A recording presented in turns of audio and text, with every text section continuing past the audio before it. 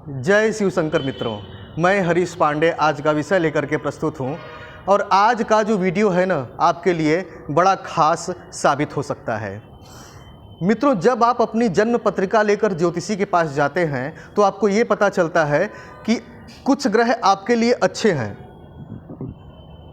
लेकिन उसी कुंडली में कुछ ग्रह आपके लिए विपरीत हैं। कुछ मारक हैं तो कुछ वक्री हैं, राहु केतु का दंड चल रहा है, इत्यादि इत्यादि। फिर आपको बहुत सारे उपाय बतलाते हैं ज्योतिषी महाराज, आप उन उपायों को करने में लग जाते हैं, मंत्र जप करने पर लग जाते हैं, ठीक है। और काफ़ी आपकी इच्छा होती है कि मैं इन ग्रहों के समीकरण से, दुष्प्रभाव से बाहर निकल आऊं और मेरा जीवन आसान हो जाए। मित्रों, एक ऐसा ही अवसर आया है, दरवाजे पर आकर खटखटा रहा है। ये एक ऐसा दिव्य अवसर है जिस अवसर पर टोटल ग्रहों का समीकरण है। और यदि आपने, वो भी एक दिन का अवसर नहीं है, पूरे 8 दिन का अवसर है, 8 दिन।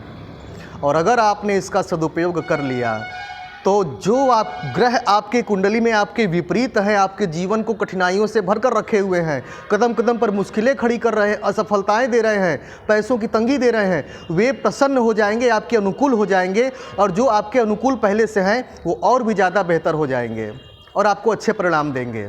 चलिए जानते हैं वो कौन सा अवसर है 8 दिन वाला, ठीक है। वीडियो देखिएगा गौर से। मित्रों, होली से 8 दिन पूर्व एक अद्भुत चैतन्य अवसर प्रारंभ होता है जिसे होलाष्टक कहते हैं।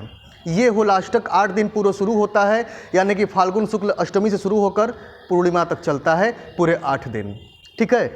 इस होलाष्टक में पहली बात, क्या करना क्या नहीं करना ये जान लीजिए। इस होलाष्टक में कोई भी शुभ काम नहीं होता। कोई भी शुभ काम, जैसे गृह प्रवेश हो गया, विवाह हो गया, मुंडन हो गया, ठीक है, कोई अनुष्ठान हो गया, धार्मिक अनुष्ठान हो गया, ये या नया व्यापार शुरू करना चाहते हैं, ये सब इस पीरियड में वर्जित रहता है। क्यों वर्जित रहता है, कारण जान लीजिए। क्योंकि इन 8 दिनों में भक्त प्रहलाद को काफ़ी प्रताड़ना दी गई थी हिरण्यकश्यपु के द्वारा, ठीक है, काफ़ी प्रताड़ना दी गई थी। तो इसलिए इन 8 दिनों में ये शुभ कार्य नहीं होते हैं। इसके पीछे एक और कारण है, इन 8 दिनों में सारे ग्रह उग्र अवस्था में होते हैं। ब्रह्मांड के जो 9 ग्रह हैं स्थापित हैं, वे उग्र अवस्था में रहते हैं।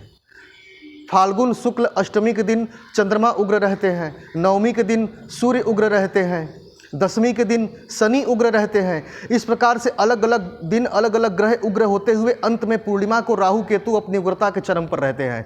तो वो उस उग्रता का नकारात्मक प्रभाव न पड़े, इसलिए होली का उत्सव मनाया जाता है। होली का उत्सव मनाया जाता है ताकि वो नकारात्मकता फीकी पड़ जाए, ठीक है। तो अब तो फर्स्ट बात तो ये हो गई, ठीक है। लेकिन ये जो ग्रह हैं उग्र होने के साथ साथ आपको बहुत बड़ा एक पॉजिटिव रिजल्ट भी देते हैं। क्या देते हैं कि अगर इन 8 दिनों में आपने जमकर साधना कर ली तो ये ग्रह आपके अनुकूल हो जाते हैं। मान लीजिए फाल्गुन शुक्ल अष्टमी के दिन चंद्रमा उग्र रहते हैं। उस दिन यदि आपने घंटे 2 घंटे बैठकर जमकर मंत्र जप कर लिया, स्तोत्र पाठ या भगवान के भजन में मन लगाया अगर घंटे 2 घंटे बढ़िया से, तो उस दिन निश्चित रूप से चंद्रमा आपके अनुकूल हो जाएंगे, पक्की बात है। फिर नवमी के दिन सूर्य उग्र होते हैं। उस दिन भी यदि आपने अपने समय का सदुपयोग कर लिया।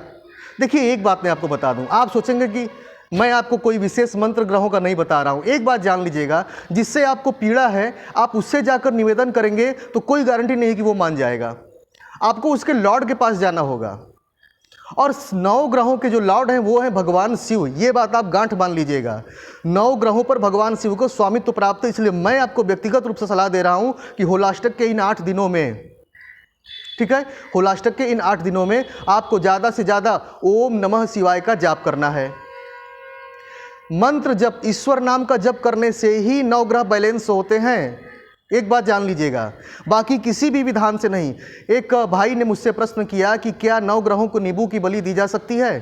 तो बिल्कुल नहीं। नींबू की बलि तांत्रोक्त प्रक्रियाओं में इस्तेमाल होती है, न कि ग्रहों को प्रसन्न करने के उद्देश्य से। खास तौर पे शक्ति साधना के तंत्र में नींबू की बलि का इस्तेमाल होता है, भैरव साधना के तंत्र में नींबू का इस्तेमाल होता है, लेकिन नवग्रहों के तंत्र में नींबू का कोई स्थान नहीं है। हाँ, मैं मान सकता हूँ कि राहु की कुछ विशेष साधनात्मक प्रक्रिया में नींबू की बलि दी जाती है, लेकिन ऐसे नहीं। ठीक है, तो ये हुआ होलाष्टक का अवसर।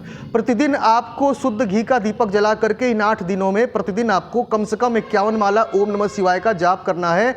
मैं गारंटी के साथ कहता हूँ, अगर ये 8 दिन आपने इसी प्रकार से समय बिता दिए 51 माला जप करके, तो आपको 8 दिन के बाद जो अनुभव होगा ना, उस अनुभव को बयान करने के लिए आपके पास शब्द नहीं होगा। हाँ, एक बात और बता दूं कि इन 8 दिनों में शुभ कार्य तो वर्जित है, लेकिन इन 8 दिनों में अगर किसी व्यक्ति की मृत्यु हो जाती है तो उसका क्रियाक्रम होगा ही, उसमें कोई रुकावट नहीं होगी। यदि इन 8 दिनों में किसी बच्चे का जन्म हो जाता है तो उसके आवश्यक जो संस्कार हैं वो भी होंगे ही।